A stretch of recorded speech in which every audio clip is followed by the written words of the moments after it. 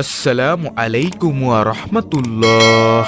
প্রিয় দর্শক, আমাদের প্রিয় নবী হযরত মুহাম্মদ সাল্লাল্লাহু আলাইহি ওয়াসাল্লামের পবিত্র বাণীতে এসেছে, ফরজ নামাজের সালাম ফিরিয়ে এই দোয়াসমূহের আমল করলে কিয়ামতের দিন হাসতে হাসতে জান্নাতে যেতে পারবেন ইনশাআল্লাহ, এবং মৃত্যুর পরপরই আপনার কবরখানা জান্নাতে পরিণত হয়ে যাবে ইনশাআল্লাহ। প্রিয় দর্শক, এখন যে আমলগুলো বলবো তা প্রত্যেকটি সহিহ হাদিস দ্বারা প্রমাণিত।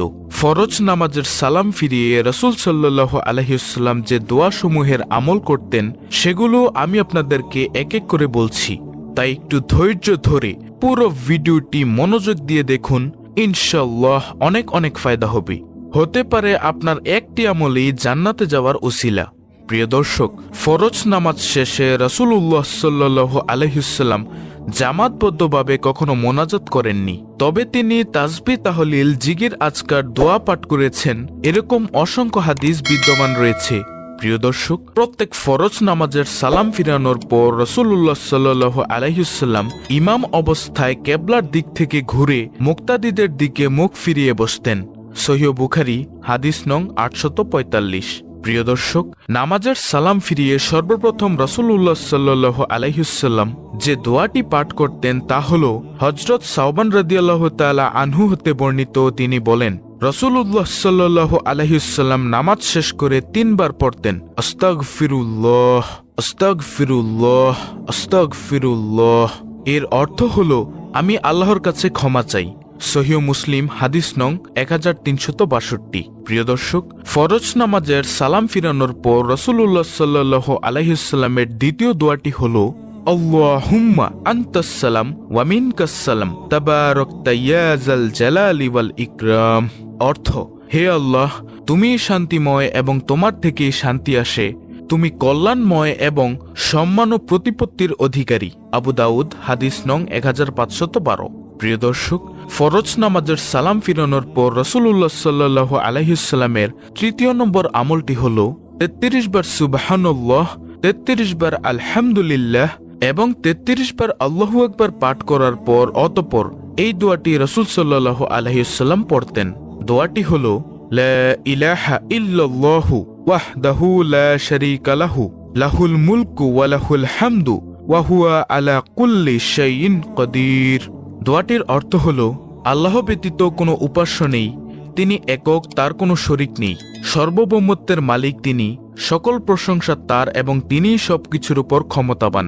হযরত আবু হুরায়রা রাদিয়াল্লাহু তাআলা আনহু থেকে বর্ণিত, তিনি বললেন, রাসূলুল্লাহ সাল্লাল্লাহু আলাইহি ওয়াসাল্লাম বলেছেন, যে ব্যক্তি প্রত্যেক ওয়াক্ত সালাত শেষে 33 বার আল্লাহর তাসবিহ বা পবিত্রতা বর্ণনা করবে, 33 বার আল্লাহর তাহমিদ বা আল্লাহর প্রশংসা করবে এবং 33 বার আল্লাহর তাকবীর তথা আল্লাহর মহত্ব বর্ণনা করবে, আর এমনভাবে 99 বার হওয়ার পর শততম পূর্ণ করতে বলবে, লা ইলাহা ইল্লাল্লাহু ওয়াহদাহু লা শারীকা লাহু, লাহুল মুলকু ওয়া লাহুল হামদু ওয়া হুয়া আলা কুল্লি শাইইন কাদির। এই দোয়াটি সে ব্যক্তির গুনাহসমূহ সমুদ্রের ফেনা পরিমাণ হলেও আল্লাহ তাআলা তা ক্ষমা করে দিবেন। সহিহ মুসলিম হাদিস নং 1239। প্রিয় দর্শক, এই আমলের অন্য একটি নিয়ম আছে, আর তা হল 33 বার সুবহানাল্লাহ, 33 বার আলহামদুলিল্লাহ এবং 34 বার আল্লাহু আকবার পাঠ করা। প্রিয় দর্শক, ফরজ নামাজের সালাম ফিরানোর পর রাসূলুল্লাহ সাল্লাল্লাহু আলাইহি ওয়াসাল্লামের 4 নম্বর আমলটি হল, আল্লাহুম্মা ইন্নী আসআলুকা ইলমান নাফিয়া ওয়া রিজকান তাইয়্যিবা ওয়া আমালান মুতাকাব্বালা। দোয়াটির অর্থ হল, হে আল্লাহ, আমি আপনার নিকট উপকারী জ্ঞান, পবিত্র রিজিক এবং কবুলযোগ্য আমল প্রার্থনা করি। এটি ফরজ নামাজের সালাম ফিরানোর পর পড়তে হয়। প্রিয় দর্শক, ফরজ নামাজের সালাম ফিরানোর পর রাসূলুল্লাহ সাল্লাল্লাহু আলাইহি ওয়াসাল্লামের 5 নম্বর আমলটি হল আয়াতুল কুরসি পাঠ করা। আয়াতুল কুরসি হল সূরা বাকারার 255 নং আয়াত। আমি আপনাদেরকে স্ক্রিনের মধ্যে বাংলা উচ্চারণ সহ আয়াতুল কুরসিটি দিয়ে দিচ্ছি। আপনারা যদি আরবি পড়তে না পারেন তাহলে বাংলা উচ্চারণটা দেখে শিখে নেবেন ইনশাআল্লাহ। প্রিয় দর্শক, আয়াতুল কুরসির ফজিলত, রাসূলুল্লাহ সাল্লাল্লাহু আলাইহি ওয়াসাল্লাম বলেছেন, যে ব্যক্তি প্রত্যেক ফরজ নামাজের পর সালাম ফিরিয়ে কোনো কথাবার্তা না বলে সাথে সাথে আয়াতুল কুরসি পাঠ করবে, তাকে জান্নাতে যাওয়া থেকে মৃত্যু ব্যতীত আর কোনো কিছু বাধা দিতে পারবে না। সুবহানাল্লাহ। সহিহ মুসলিম নাসাই শরীফের হাদিস। প্রিয় দর্শক, আয়াতুল কুরসি রাতে ঘুমানোর সময় পাঠ করলে সকাল পর্যন্ত তার হেফাজতের জন্য একজন ফেরেশতা পাহারায় নিযুক্ত থাকে, যাতে শয়তান তার নিকটবর্তী হতে না পারে। সহিহ বুখারী।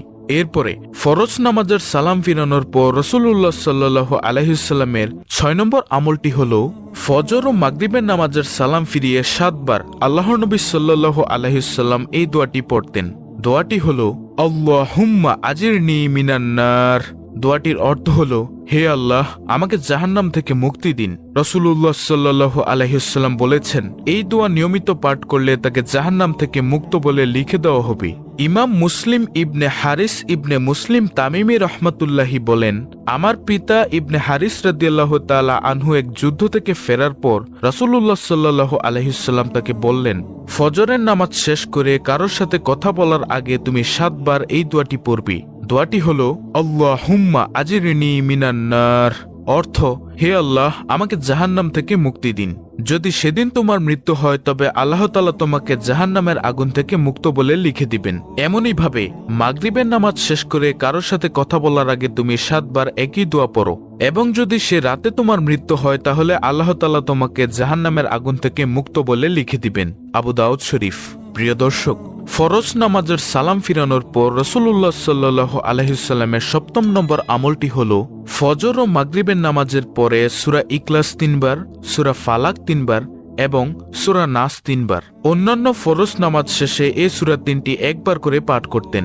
সূরা ইখলাস, সূরা ফালাক ও সূরা নাস প্রত্যেকটি 3 বার করে ফজর ও মাগরিবের নামাজের পরে পাঠ করলে রাসূলুল্লাহ সাল্লাল্লাহু আলাইহি ওয়াসাল্লাম বলেন, সকাল সন্ধ্যায় এগুলো পাঠ করলে তোমার আর কিছুই দরকার হবে না।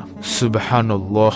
এরপরে ফরজ নামাজের সালাম ফিরানোর পর রাসূলুল্লাহ সাল্লাল্লাহু আলাইহি ওয়াসাল্লামের 8 নম্বর আমলটি হলো আল্লাহুম্মা আইন্নি আলা যিকরিকা ওয়া শুকরিকা ওয়া হুসনি ইবাদাতিক। অর্থ, হে আল্লাহ, আপনার জিকির, আপনার কৃতজ্ঞতা ও শুকর আদায় এবং সুন্দর করে আপনার ইবাদত করতে আপনি আমাকে সাহায্য করুন।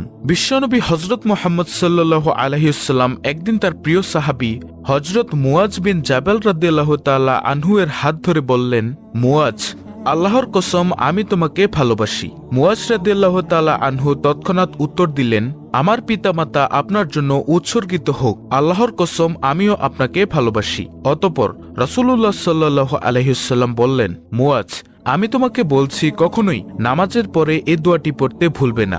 দোয়াটি হলো আল্লাহুম্মা আইন্নি আলা যিকরিকা ওয়া শুকরিকা ওয়া হুসনি ইবাদাতিক। অর্থ, হে আল্লাহ, আপনার জিকির, আপনার কৃতজ্ঞতা ও শুকর আদায় এবং সুন্দর করে আপনার ইবাদত করতে আপনি আমাকে সাহায্য করুন। প্রিয় দর্শক, আমি আপনাদেরকে এই 8টি আমল আবার বলে দিচ্ছি সংক্ষেপে। নম্বর 1, আস্তাগফিরুল্লাহ 3 বার পাঠ করা। নম্বর 2, আল্লাহুম্মা আনতাস সালাম ওয়া মিনকাস সালাম তাবারাকতা ইয়া যাল জালালি ওয়াল ইকরাম।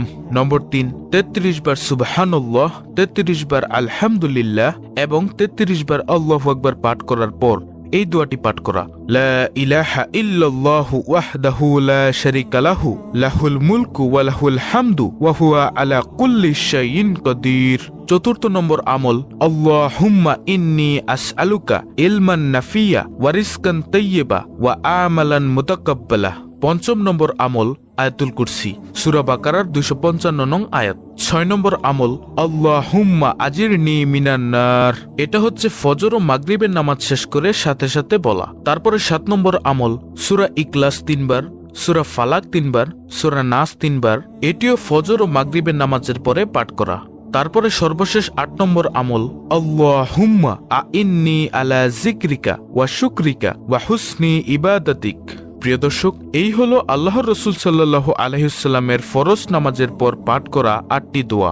এছাড়াও আল্লাহর রাসূল সাল্লাল্লাহু আলাইহি ওয়াসাল্লামের নামাজের পরের অসংখ্য দোয়া হাদিসে বর্ণিত আছে। পরবর্তীতে এগুলো জানাবো ইনশাআল্লাহ। তাই আশা করি আপনারা এই 8টি দোয়া খুব ভালোভাবে ফজিলত সহ বুঝতে পেরেছেন। আল্লাহ তাআলা আমাদের সকলকে এই দোয়াসমূহের আমল করার তৌফিক দান করুন এবং এই দোয়ার আমল করে জান্নাত অর্জন করার তৌফিক দান করুন।